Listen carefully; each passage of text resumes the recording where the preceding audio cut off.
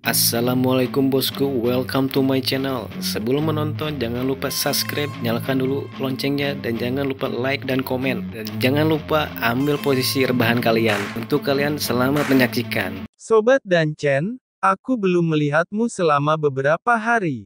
Bagaimana kabarmu baru-baru ini? Begitu kata-katanya turun, tawa ceria terdengar dari luar, tetapi sebelum kata-kata itu datang, seorang lelaki tua berjubah masuk. Orang ini, bukankah Sufu? Sufu masuk, dan terus menyapa orang-orang tua yang hadir, tetapi ketika dia melihat Ye Chen di sisi lain yang sedang melihat file itu, dia tidak bisa menahannya. Sufu bergumam, kenapa bocah tengik ini ada di sini? Melihat Ye Chen tidak jauh, wajah Sufu sangat tertekan. Sebagai ahli alkimia, Sufu tahu bahwa kediaman obat berada. Bukan sembarangan orang bisa masuk. Sufu mentransmisikan suara pada Ye Chen, kenapa kau di sini bocah sialan? Ye Chen menjawab, tidak sengaja terbawa ke sini. Jangan membuat masalah di sini, kalau tidak aku juga tidak bisa menjamin keselamatanmu. Sufu melirik Ye Chen. Baiklah. Hei. Bukankah ini Sufu? Saat mata bertukar, suara yang tidak tepat terdengar, dan itu adalah Changshan yang berbicara dari Sekte Zhengyang. Pada saat ini, dia memandang Sufu dengan banyak kenakalan. Mengapa, kali ini kau sendiri lagi? Sudah bertahun-tahun, tapi belum ada satupun master alkemis generasi muda dari Sekte Heng Yue. Begitu kata ini keluar, mata Sufu berubah menjadi mata yang dingin. Changshan, kamu tidak harus bodoh untuk mengerti. Jika bukan karena rencana dari Sekte Zhengyang, muridku Ye Chen tidak akan menjadi orang yang tidak berkultivasi. Changshan mencibir. Dialah yang tidak berhati-hati. Sufu mendengus dingin, suaranya menjadi lebih dingin. Suatu saat cepat atau lambat, kau dan Sekte Zhengyang akan membayar harga telah melukai muridku Ye Chen. Memikirkan Ye Chen benar-benar sial. Saat mereka berdua saling berhadapan, adegan itu dipenuhi dengan diskusi. Changshan berkata, itu di luar dugaanku untuk mengalahkan tubuh roh mistik itu. Yang paling mengejutkan saya adalah dia mengalami cedera yang begitu serius dan dia telah memakan pil penghancur tulang tingkat 5. Sayang sekali menjadi orang yang tidak berguna, dan mengubur api emasnya yang asli. Itu emas, tapi aku belum pernah melihat api emas yang sebenarnya, aku tidak tahu apakah dia memberikan api yang sebenarnya kepadamu.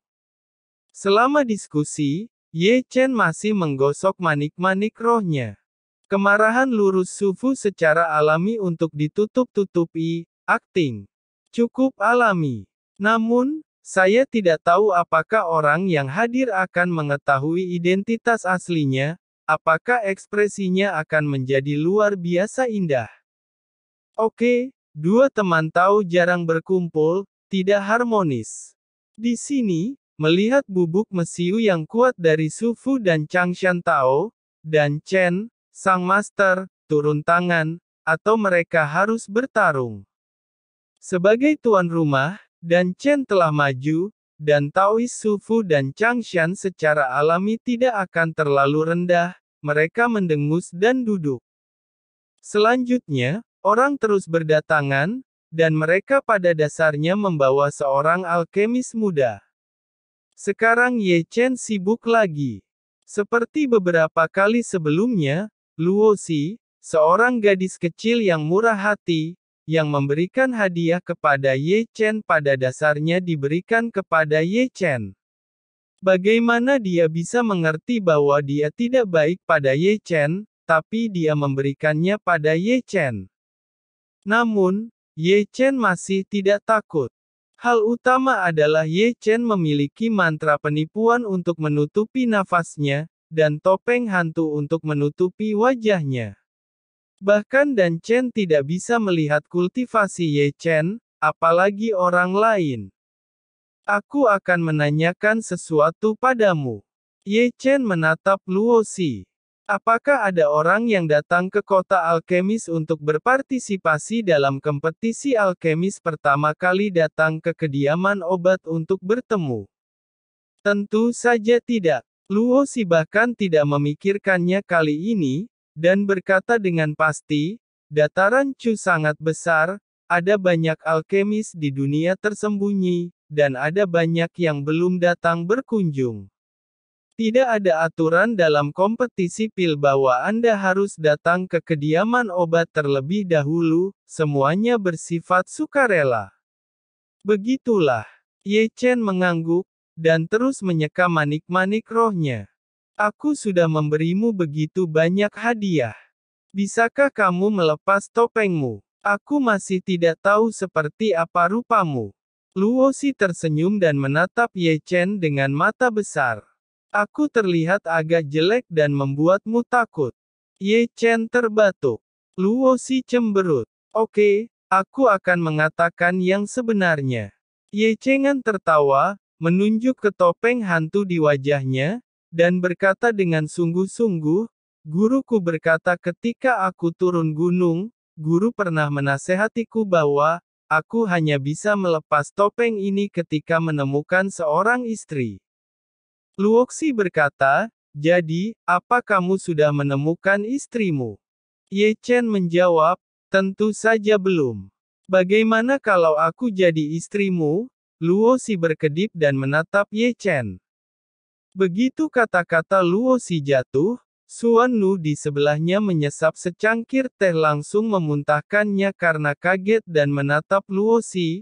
Luo Xi, kamu dari kediaman obat murid guru dan Chen, bagaimana kamu bisa mengatakan hal-hal seperti menjadi istri sangat mudah? Bisakah kamu sedikit waras? Luo Xi menundukkan kepalanya dan meludahkan lidahnya. Mata Xuan Nu menjauh darinya dan ditempatkan di tubuh Ye Chen. Ekspresinya menjadi lebih acuh tak acuh. Ye Chen terbatuk dan memalingkan muka. Apakah dia menggoda Luo Xi? Siapa sangka gadis kecil ini memberinya kejutan seperti itu? Saat berbicara, seseorang masuk. Itu adalah seorang lelaki tua berjubah darah, mengesankan dan penuh semangat darah. Orang dari Istana Darah. Begitu orang ini muncul, semua orang yang hadir melihatnya, dan banyak dari mereka sedikit mengernyit. Tetua dari Istana Darah menyapa, para kawan, apa kabar? Su Fu menjawab, terima kasih atas restumu, aku masih hidup. Banyak alkemis di kuil bernada buruk. Selain itu, Ye Chen tidak melihat tetua dari Istana Darah, tetapi melihat seorang remaja di sampingnya. Ia, seorang remaja, sekitar 7 atau 8 tahun, mengenakan pakaian berdarah, tetapi penampilannya sangat aneh, kepalanya tidak sebesar itu, rambut di kepalanya sangat tipis, dan kepalanya tidak sepadan dengan tubuhnya. Selain itu, tangan kirinya yang dicat hitam, dan kukunya tidak sepanjang biasanya.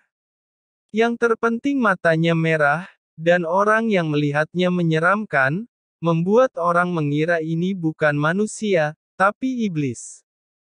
Di tempat kejadian, tidak hanya Ye Chen yang melihatnya, tetapi juga sekelompok orang tua dan sekelompok alkemis muda sedang menonton. Para alkemis muda baru secara alami dapat melihat keanehan pemuda di depan mereka. Bocah ini terlihat aneh. Seorang lelaki tua bergumam pelan. Betapa besar kepalanya. Lalu mengapa tangan kiri hitam dan matanya, dan darahnya merah? Dan Chen menatap bocah itu, matanya sedikit menyipit, dan alisnya berkerut. Ye Chen bergumam, bagaimana perasaanku? Perasaanku pada bocah ini seperti familiar. Ye Chen menyentuh dagunya, dan cahaya di matanya menyala dengan ketidakpastian. Kesan pertama pemuda itu adalah Ye Chen pernah melihatnya. Xuan Nu, di sampingnya, sedikit mengernyit. Tetua Istana Darah berkata, namanya Suetong, tapi dia adalah alkemis baru di Istana Darahku. Saat kerumunan berdiskusi, memperkenalkan muridnya kepada semua orang. Pengunjung adalah tamu, silakan masuk. Dan Chen tersenyum tipis, dan ekspresinya kembali tenang. Orang dari Istana Darah mengambil tempat duduknya, dan murid darah itu duduk di sampingnya. Selanjutnya, seseorang masuk dari luar, dan mereka pada dasarnya adalah alkemis yang memiliki reputasi baik. Sekelompok orang tua berkumpul, mau tidak mau dan menggembar-gemborkan satu sama lain. Di sini, Ye Chen masih menyeka manik-manik rohnya.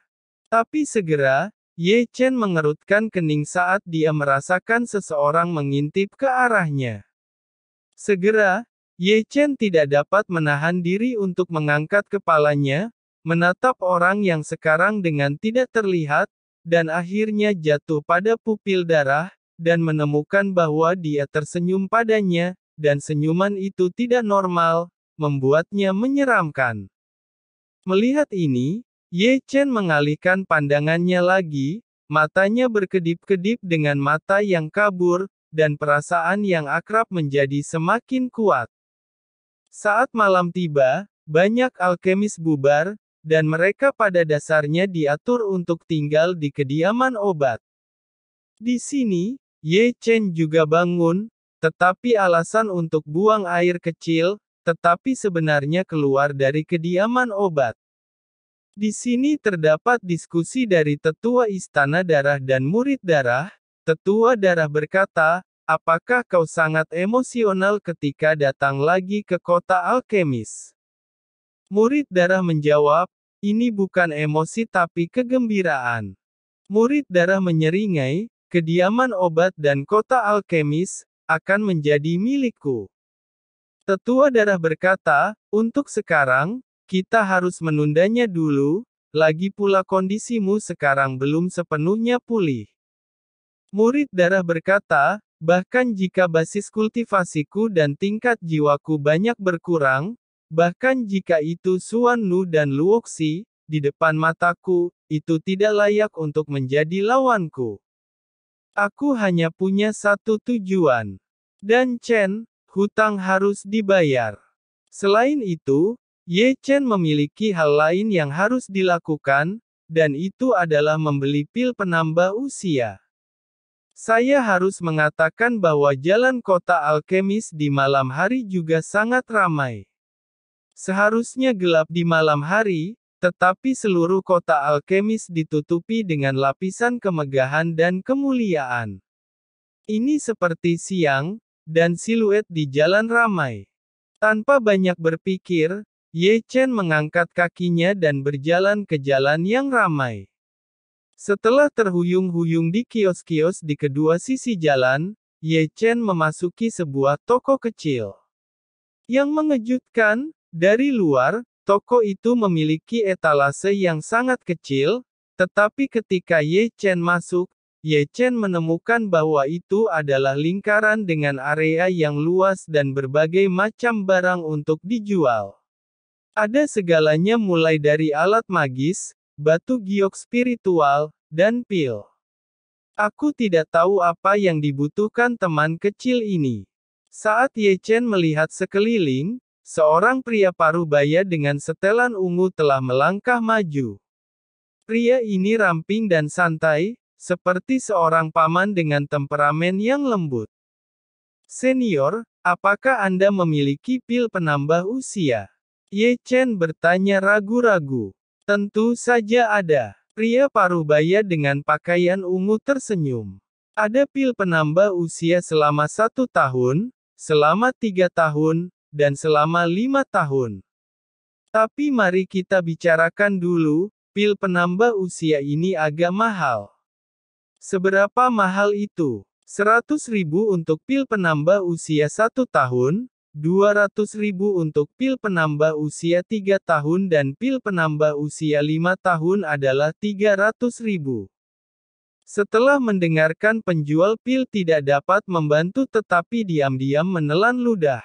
Pil yang hanya memperpanjang umurnya selama setahun membutuhkan 100.000 batu roh. Tapi memikirkannya, Ye Chen merasa lega. Meskipun kehidupan seorang kultivator jauh lebih tinggi daripada kehidupan manusia, itu tidak terbatas. Bagi seorang kultivator, hidup itu juga sangat penting. Pil yang memperpanjang umur adalah harta yang tak ternilai bagi para kultivator tua yang akan mati. Saya ingin membeli 3 buah pil. Setelah menutup pikirannya, Ye Chen berkata, dengan mulut berbicara, dia sudah mulai membayar. Melihat Ye Chen membayar uangnya, penjual pil tidak bisa menahan nafas. Benar saja, dia masih tidak bisa menilai orang dari penampilannya. Aku tidak menyangka bahwa anak ini sangat kaya. Penjual pil tersenyum dan melambaikan tas penyimpanan. Ye Chen samar-samar membuka mata roda abadi, dan Ye Chen mulai menangkap jejak jiwa di dalamnya. Apa yang membuat Ye Chen terkejut adalah Ye Chen melihat sosok dan Chen dari jejak jiwa pil. Itu sebenarnya dibuat oleh senior dan Chen. Ye Chen bergumam kaget. Anggrek harum, begonia, bau hua magnolia. Ye Chen memperhatikan ketika dia menghitung tumbuhan yang dibutuhkan untuk memurnikan pil penambah usia, yang dapat ditangkap dalam pembakaran jiwa pil penambah usia. Itu terutama karena Ye Chen telah melihat ramuan ini, kalau tidak Ye Chen tidak akan mengenalinya. Ye Chen bergumam, pil penambah usia, benar-benar membosankan untuk dibuat. Di sini, penjual pil telah menghitung batu spiritual yang diberikan oleh Ye Chen. Ketika dia melihat Ye Chen memegang rentang hidup untuk dilihat, dia tidak bisa menahan senyum. Teman kecil, itu benar-benar pil penambah usia, saya khawatir saya tidak akan bisa membuktikannya padamu. Tidak, aku hanya penasaran. Ye Chen menyeringai. Penjual pil menjelaskan, setiap jenis pil penambah usia, bekerja sekali atau 2 kali, tetapi tidak akan berhasil, jika Anda memakannya terlalu banyak. Potensi pil secara bertahap akan berkurang dan menghilang. Teman kecil jangan membeli terlalu banyak lagi, itu akan menghamburkan uangmu. Terima kasih, senior. Ye Chen memberi hormat, lalu berbalik dan berjalan keluar, masih tidak lupa mengeluarkan pil penambah usia dari tas penyimpanan dan memasukkannya ke dalam mulutnya. Itu ditelan ke dalam perut dan dibiarkan disempurnakan menjadi elemen psikis murni. Ye Chen kemudian diguncang oleh roh, selalu merasakan sesuatu di tubuhnya. Ye Chen tahu bahwa itu adalah pil penambah usia. Setelah menelan pil pertama, Ye Chen menelan pil kedua. Sungguh, seperti yang dikatakan penjual, kekuatan penyembuhan pil kedua setidaknya setengah dari pil pertama. Ye Chen menghela nafas, sial, aku menghabiskan lebih dari 1 juta, dan rentang hidup yang bisa diperpanjang cuma kurang dari 10 tahun. Tidak, aku harus berbuat dan berusaha lebih banyak. Berpikir sendiri, Ye Chen terus berjalan ke setiap toko. Umurnya hanya kurang dari 10 tahun, dan memang sangat tidak aman. Ye Chen tahu bahwa jika seseorang menghadapi kesulitan besar, Ye Chen akan dipaksa untuk menggunakan jurus terlarang mata roda abadi. Jika umur tidak mencukupi, itu akan menjadi masalah. Langit malam sangat dalam, dan bintang yang pecah seperti debu. Ye Chen berjalan di sekitar jalan kota alkemis yang ramai, terus-menerus menghantui sebuah toko, dan bahkan kios-kios di pinggir jalan hampir berbalik arah. Namun, yang membuatnya kecewa, kenapa hanya ada 3 jenis pil di setiap toko? Pasti semua pil itu berasal dari tempat yang sama. Ye Chen menggaruk kepalanya dengan keras. Aku sangat yakin. Saat Ye Chen menggaruk telinganya dan menggaruk pipinya, Suara melolong terdengar dari belakangnya, kaget dan hampir kesal. Bocah, kau belum mati. Tanpa sadar berbalik, Ye Chen melihat wajah tua yang diekstraksi secara langsung, dan melihat dengan hati-hati, bukankah itu kakek Zuge? Tiba-tiba, Ye Chen membeku. Apa yang kamu lihat bocah? Apa kau melupakan orang tua ini? Kakek Zuge melangkah maju dan memegang bahu kecil Ye Chen, sangat berat sehingga dia hampir meremukkan bahu kecil Ye Chen. Kenapa bisa mengenaliku? Ye Chen menyeringai kesakitan. Kakek Zuge berkata, apa kamu benar-benar meremehkanku? Kakekmu ini memiliki mata langit, hahaha. Tidak heran. Ye Chen membeku, menatap celah sempit di alis lelaki tua itu, ada dorongan untuk membukanya. Ye Chen berkata, ku pikir, dengan topeng ini semuanya akan baik-baik saja. Kakek Zuge berkata, kamu benar-benar memiliki keberuntungan yang besar, tidak akan mati semudah itu, dasar monster. Ye Chen berkata dan teringat janji kakek Zuge tentang menelan gunung jika berhasil menjuarai kompetisi.